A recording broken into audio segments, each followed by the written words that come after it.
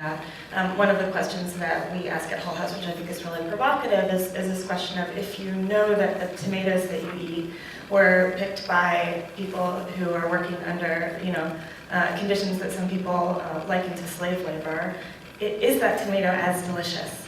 Does it taste as good? And so I think that's the kind of line of thinking that we're using at Hull House, and we're hoping that it'll encourage people to go beyond the environmental impact and recognize that all of these things are connected. So can you tell us a little bit about the Hull House Rethinking Soup project?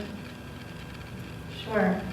Every Tuesday at noon, about 100 people gather in the Hull House Residence Dining Hall, one of our historic buildings on campus, in order to share a delicious, locally made, locally grown organic bowl of soup together and talk about many of the pressing issues that relate to food, sustainability, and social justice. Probably a lot of you have been. Can you raise your hand if you've been to our program?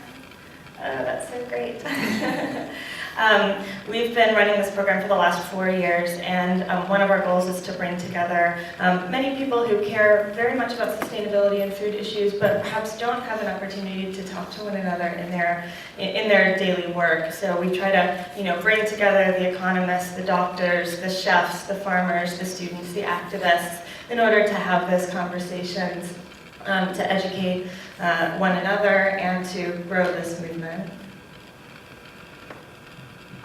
If you could just tell us briefly about the Heirloom Farm.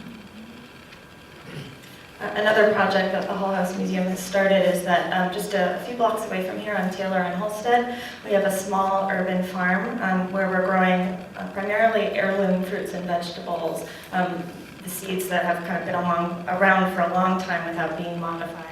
Probably fewer of you have been to the farm, but I'm excited to say that the program is growing. We're working with all of the cultural centers on campus in order to maintain the farm and to think about programming for the UIC audience and beyond. And I think that's another way in which we're kind of working interdisciplinarily around food issues and trying to think about what connections we can make together. And do you think these projects have been successful in advancing sustainability at UIC? I sure hope so. I think they have a kind of double goal.